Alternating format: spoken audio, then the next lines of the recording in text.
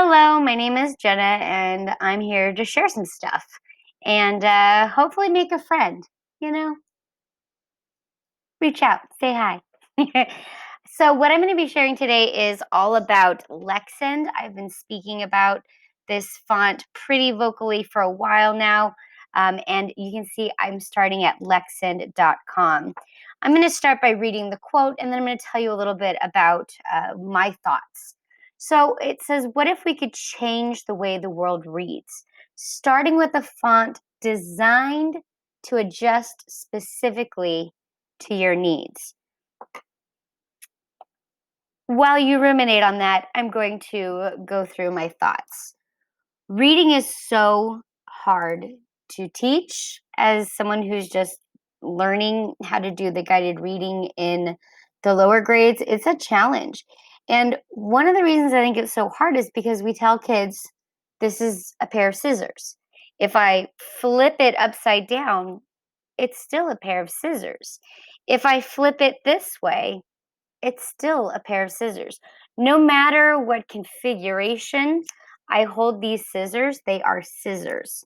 However, what we do with this fun letter is we tell students that, and I'm scared that this is going to be flippy flip, so it'll be, I'll tell you what I see, and if it's opposite of what you see, screen inversion happens sometimes. Sorry. So we tell students that in this configuration, this symbol is a D and makes one sound. But if I flip it upside down, now it's a Q and it makes a different sound. And if I rotate that, then now this is a P and that's a different sound.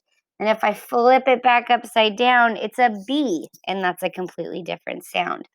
So what I love about Lexend is that it takes a font and it helps students understand what they're reading better. Let me give you some examples. These are all A's. Okay, these are different ways in which an A can be represented. And these aren't even all of the ways. I'm nervous that I'm doing them upside down. Okay, these are just some of the ways. So when you're dealing with literacy in littles, there's going to be this moment of cognitive load, right? They're going to be spending this much of their mental energy trying to figure out what letter is that.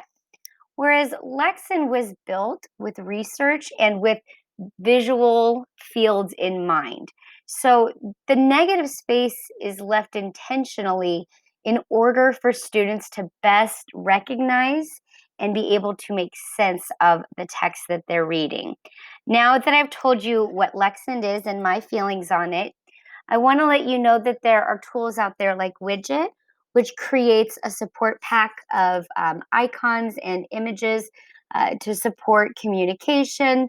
And they are also using Lexend. Canva is another thing. I'm using Canva all the time. And I want to show you how simple it is just to make life a little easier. So mine pops up because I use it all the time. But if it doesn't for you, you can just type in Lexend and all of these different Lexend fonts are available. So I'm going to grab this and I'm going to change the font to be Lexend Deca. Just that little shift, and now that those letters are more accessible to a broader range of humans. Here's another example of how you can use it in Google. You can use this in Google Slides, Google Docs, all kinds of places. You go, oops, not all the way around there. Up here, and again, mine is right here, but it wasn't at first. I had to scroll I had to go to more fonts and type in Lexend in order to find it the first time. So I suggest you play with it if you're curious at all about how fonts might support your students. I'm excited about how giving students a font that this piece of the brain energy isn't being wasted on deciphering. I'm excited to see what my students are going to do with that little bit extra of brain power. Do you wonder what your kiddos would do with that little bit of extra brain power? What would you do with that little bit of extra brain power? All right, my friends, this is the video, and I'm going to leave now. Goodbye. Take care. Lots of love.